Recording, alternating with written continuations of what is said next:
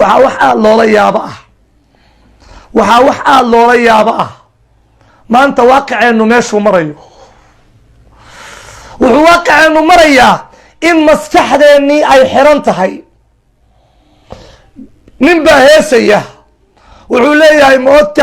ogtahay curyaankaba agalooma waayine caynkaa wax loo yidhi kuwa cararayee ladan inay ku cibro qaataan waxaa leeyahay mujrim waa fanaan mujrimah hadda kelimaadkuu ku hadlayaa waa xaq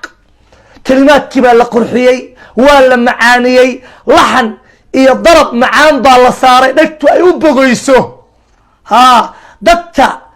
laxanka macaan iyo muusiga macaan iyo codka macaan dhagahooda dadka u dhibayo waa dadka ixsaaska ka dhintay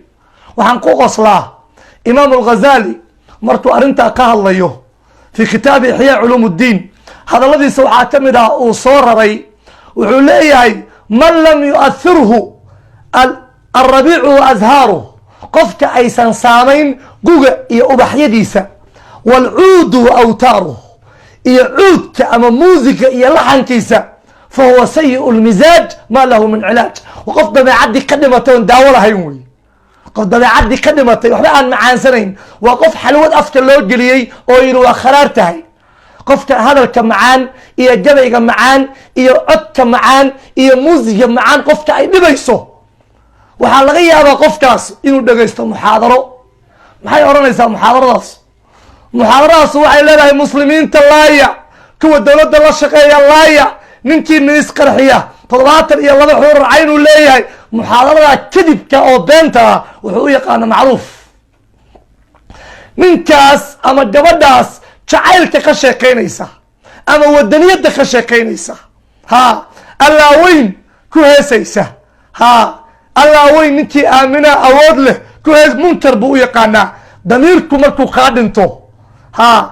nin baa waxaa la weydiiyey ma huwa alkhudlaan tawfiiq xumadu maxay tahay wuxuu yihi tawfiiq xumadu waxa weeye an yastaxsina alinsaanu alqabiix wayastaqbix alxasan qofku inuu waxa fiicanna la xumaadaan waxa xunna la fiicnaadaan wadaadkaa muxaadaraynaya oo nacaybka sheegaya oo isqarxinta sheegaya oo xumaanta ka hadlaya oo nabigiiba injirla ku muxaadaraynaya oo nabigiiba qoshaqub ku muxaadaraynaya qofka la macaan tahay gabadhaa jacaylka ka sheekaynaysa iyo middaa wadaniyadda qaadaysa iyo laxankaas macaana uu la foolxun yahay qof damiirkiisi dhintay wey qof dhintay wax aad u qaban karta male ilaahay subxaanahu wa tacaala baa damaa'irteeda nooleeyey aw man kaana maytan faaxyaynaahu wajacalnaa lahu nuuran yamshi bihi fi nnaas kaman mathaluhu fi dhulumaat mugdigaas iyo nacaybkaas iyo caradaas iyo walwalkaa qof ku jira oo wax kastoo fiican ay la xun yihiin waxa xunna ay la fiican yihiin arrintaas maaha culamaa ulislaam assamaac in la dhagaysto waxa weeye ragga ka hadlay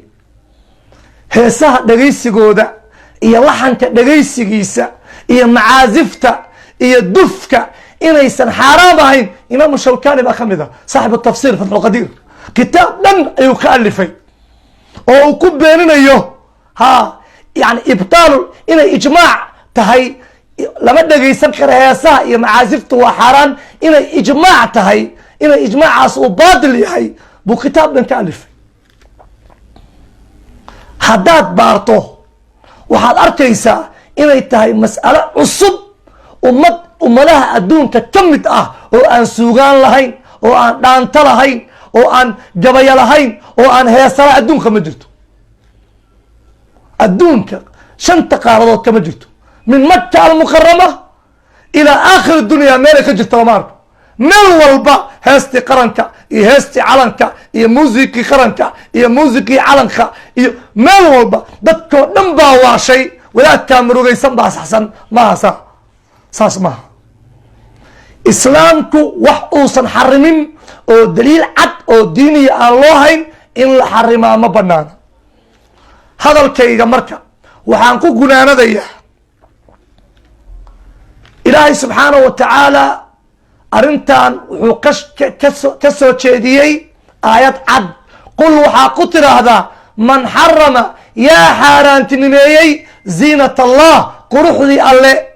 التي أخرج العباد نبا وحورن كرا أو مهاسها إيا لحنك إيا موسيقى إيا جبيغا إيا هوياليدا إيا برامبركا إيا تشيفتدا باقروحة نعم بل waxay kamid tahay waxyaalo u cajiibka badan waxa la yiraahdaa waxa tartamay insaanka iyo tabiicada waxay ku tartameen al-alwan midab insaanku tabiicada waa ka qurux badnaan waay waxay ku tartameen an-nu'uma jilicsanaan uu ka qurux badnaan waay insaanku meeshuu tabiicada kaga sareeyo waxa weeye al-angham wal aswat al-hasana sababtu tabiicadu waxa ka soo baxa ama shimbiraha ama geedaha ama khariirul miyah biyaha shalaalaadka ka daadanaya cod go'an baa ka soo baxa oo hal nooc ah bini aadamku wuxuu samaystay cod macaan oo intaasoo nooc ah oo nabi ammaanka lagu qaado oo khayrka lagu qaado oo yani waxa weeye intaajka lagu ziyaadiyo oo dagaalka lagu galo waxa cajiib ah hadda qoor baa waxay soo martay قصة أن جعلها إن أد إلى دقيستان وأربنا هذه قصة بنانذو مدرسة أيان معلم كأها مدرسة داس معلم والبا وحال قادة نشيد عربية الله غايتنا ورسول قدوتنا والقرآن دستورنا والجهاد سبيلنا والموت في سبيل الله أسمى أمانينا قصيدتي بان سوماليي عربي bay ahayd waxana kama jarin waxana kama darin danta aynu leenahay waa daa'ima ilaahay dariiqii rasuulkuna dawgeena weeyaan duruustii quraankuna dastuurkeena weeyaan dirirtii jihaadkana u diyaar garownaa diinta u dhimanana waanu door bidaynaa u fiirso allahu gaayatuna danta aynu leenahay waa daa'ima ilaahay erey buu leeyahay أرضنا مركا قاعدة حي قاعدان الله غايتنا ورسول قدوتنا والقرآن دستورنا والجهاد سبيلنا والموت في سبيل الله أسمى أمانينا خاصة قاعدان أرضي بان صحة فتسيي دابور كيبي مادين وحي بلادين أيضا الصومالي قاعدان دانت عين لنا ودائم إلى طريق رسولكنا دوغنا وي دروستي قرآنكنا دستور كنا وي درتي جهادكنا ودي أرجرونا دين تون ودمنا وانو دور بدينا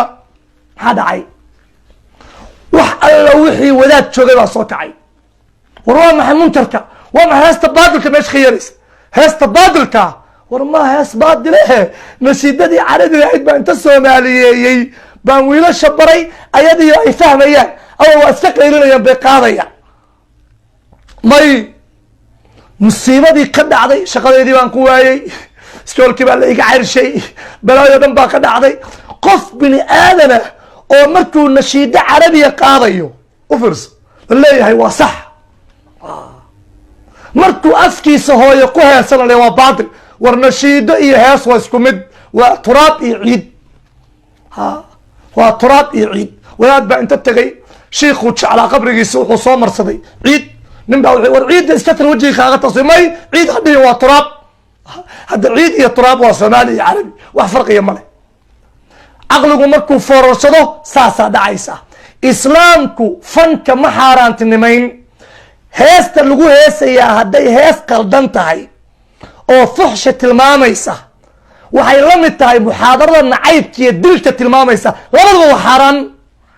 heesta jacaylka iyo nabadda iyo wadaniyada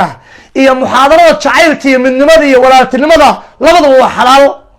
waxa kala soocaya waxa la garaacayna maaha waxa lagu qurxiyayna maaha naqamkiya laxanta la saarina maaha waxa kala saaraya xalaasha iyo xaraanta waa xumaanta iyo samaanta